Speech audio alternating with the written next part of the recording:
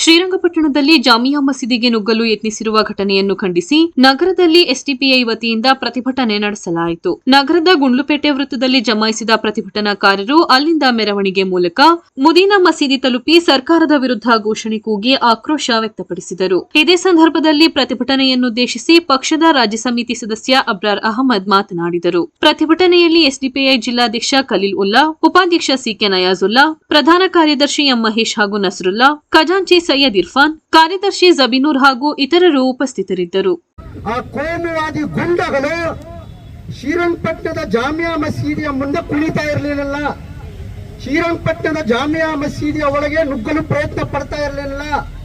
ಸಂಪೂರ್ಣವಾಗಿ ಮಂಡ್ಯ ಜಿಲ್ಲಾ ಪೊಲೀಸರು ವಿಫಲರಾಗಿದ್ದಾರೆ. ಇದು ಕೇವಲ ಒಂದು ಬಾರಿ ಅಲ್ಲ, ಪ್ರತಿ ವರ್ಷ ಇದೇ ಆಗ್ತಾ ಇದೆ.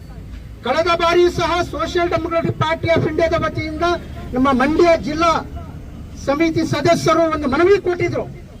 ಆ ಸಂದರ್ಭದಲ್ಲಿ ಯಾವ ಕಾರಣಕ್ಕೂ ಹನುಮ ಜಯಂತಿ ನೀವು ಏನು ಕಾರ್ಯಕ್ರಮ ಇದೆ ಆ ಕಾರ್ಯಕ್ರಮಕ್ಕೆ ಸೀಮಿತ ಮಾಡಿ ಮೆರವಣಿಗೆಯನ್ನು ಯಾವ ಕಾರಣಕ್ಕೂ ಮಸೀದಿಯ ಮುಂದೆ ಅವಕಾಶ ಕೊಡಬಾರ್ದು.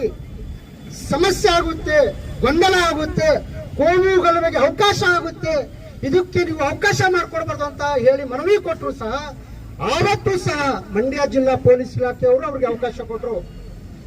ಮುಸ್ಲಿಂ ಸಮುದಾಯದ ಮನೆ ಮೇಲೆ ಇದ್ದಂತ ಹಸಿರು ಬಾವುಟಗಳನ್ನ ಕಿತ್ತು ಬಿಸಾಕಿ ಕೇಸರಿ ಬಾವುಟಗಳನ್ನು ಆ ಸಂದರ್ಭದಲ್ಲಿ ಕಟ್ಟಿದ್ರು.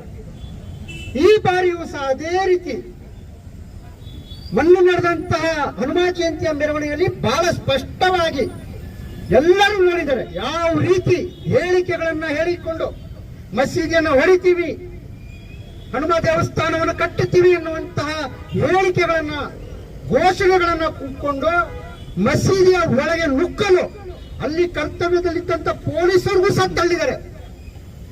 ನಾವೆಲ್ಲ ವಿಡಿಯೋದಲ್ಲಿ ನೋಡಿದ್ವಿ. ಆದ್ರೆ ಪರಮೇಶ್ವರ್ಗೆ ಅದೆಲ್ಲ ಕಾಣಲ್ಲ. ಪರಮೇಶ್ವರ್ ಅವರೊಬ್ಬ ನಾಲಾಯಕ ಗೃಹ ಮಂತ್ರಿ. ನಾಲಾಯಕ ಯಾಕೆ ನಾಲಾಯಕ ಅಂತ ಹೇಳ್ತೀವಿ? ನಮ್ಮ ಮಕ್ಕಳು ಓದಲಿಲ್ಲ ಅಂದ್ರೆ ನಾವು ಹೇಳ್ತೀವಿ ನಮ್ಮ ಮಕ್ಕಳನ್ನ ನಾಲಾಯಕನು ನೀನು ಓದಲ್ಲ ಸರಿಯಾಗಿ ಅಂತೇಳಿ. ಪರಮೇಶ್ವರ ಸರ್ ನಾಲಾಯಕು. ಪರಮೇಶ್ವರು ಎಲ್ಲ ಘಟನೆಗಳನ್ನ ತಿಳಿದು ಅಲ್ಲಿಯ ವಿಫಲತೆ ಆಗಿದೆ, ಕಾಂಗ್ರೆಸ್ ಸರ್ಕಾರ ವಿಫಲತೆ ಮಾಡಿದೆ. ಆ ತಪ್ಪನ್ನು ಅವರು ನೋಡಿ ಕ್ಷಮೆ ಕೇಳಬೇಕಾಗಿತ್ತು ಬಹಿರಂಗವಾಗಿ. ಕೋಮುವಾದಿ ಗುಂಡಗಳ ಮೇಲೆ ಯುಎಪಿ ಪ್ರಕರಣ ದಾಖಲಾಗಬೇಕಾಗಿತ್ತು. ಆದ್ರೆ ನನ್ನೆ ಗೃಹ ಮಂತ್ರಿ ಪರಮೇಶ್ವರ್ ಒಂದು ಹೇಳಿಕೆ ಕೊಡ್ತಾರೆ, ಇಲ್ಲ ನಾನು ಮಂಡ್ಯ ಎಸ್ಪಿ ಹತ್ರ ಮಾಹಿತಿ ಪಡ್ಕೊಂಡಿದ್ದೀನಿ, ಯಾವುದೇ ಗಲಾಟೆ ಆಗಿಲ್ಲ, ಯಾರೂ ಸಹ ದ್ವೇಷಭರಿತ ಘೋಷಣೆ ಕೂಗಿಲ್ಲ. ಅವರು ಧಾರ್ಮಿಕ ಭಜನೆ ಮಾಡಿದ್ದಾರೆ ಮಸೀದಿ ಮುಂದೆ ಅಂತ ಹೇಳ್ತಾರೆ. ಎಂತ ನಾಲಾಯಕ ಗೃಹ ಮಂತ್ರಿ ನಮ್ಗೆ ಸಿಕ್ಕಿರೋರು. ಇನ್ ಸಿದ್ದರಾಮಯ್ಯನ ಕತೆ ನೋಡಿ. ಸಿದ್ದರಾಮಯ್ಯವ್ರಿಗೆ ಸೀಟ್ ಉಳಿಸ್ಕೊಳ್ಳುವಂತ ಚಿಂತನೆ ಈಗ. ಕಂಡ್ಕೊಂಡವ್ರ ಮನೆಗೆ ಹೋಗಿ ತಿಂಡಿ ಬ್ರೇಕ್ಫಾಸ್ಟ್ ಲಂಚ್ ಮಾಡ್ಕೊಂಡು ತಿರುಗಾಡ್ತಾ ಇದ್ದೀನಿ ಅವನ್ಸಿ. ಸಿದ್ದರಾಮಯ್ಯವ್ರೆ ನಿಮ್ಗೆ ಏನು ಅವಕಾಶ ಸಿಕ್ಕಿದೆ, ಸಿಎಂ ಕುರ್ಚಿ ಸಿಕ್ಕಿದೆ, ಅದು ರಾಹುಲ್ ಗಾಂಧಿ ಎಲ್ಲ ಕೊಟ್ಟಿರೋದು. ಈ ರಾಜ್ಯದ ಮುಸಲ್ಮಾನರು ಕೊಟ್ಟಿರುವಂತ ಭಿಕ್ಷೆ ನಿಮಗೆ. ಆ ಭಿಕ್ಷೆಯಲ್ಲಿ ನೀವು ಮುಖ್ಯಮಂತ್ರಿಗಳಾಗಿದ್ದೀರಾ.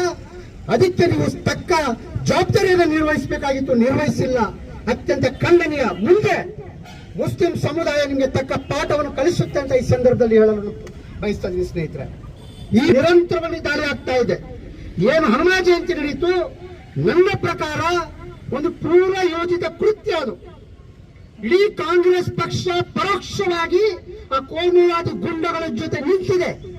ಯಾಕಂದ್ರೆ ಕಳೆದ ಬಾರಿ ಕಲ್ಲಡ್ಕ ಪ್ರಭಾಕರ್ ಮುಸ್ಲಿಂ ಮಹಿಳೆಯರನ್ನು ನಿಂದಿಸಿ ಮಾತನಾಡಿದಂತ ಸಂದರ್ಭದಲ್ಲೂ ಸಹ ಪ್ರಕರಣ ದಾಖಲಾಗಲಿಲ್ಲ.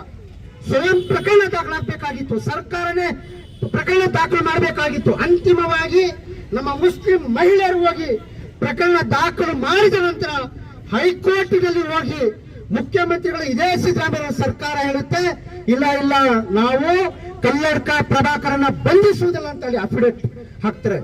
ಎಂತ ಇವ ಮುಂಗೋಸಿ ಅಲ್ವಾ ಇವ?